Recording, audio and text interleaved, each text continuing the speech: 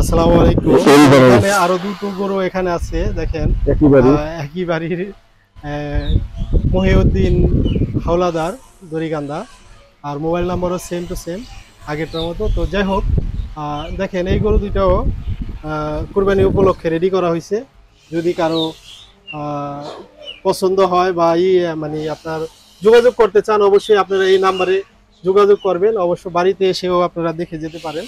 তো এই গরু দুটা তো মানে একটা বেশি একটা খরচ করস, হ্যাঁ, একটা বেশি একটা খরচ যাক, এগুলি কি খাওয়ান? এগুলি রে না কি খাওয়ান? ওগুলো একই খাওয়ানো পুরো বসি সাথে পুরা ঘুষি খাটি আর কাঁচা ঘাস, তাই না?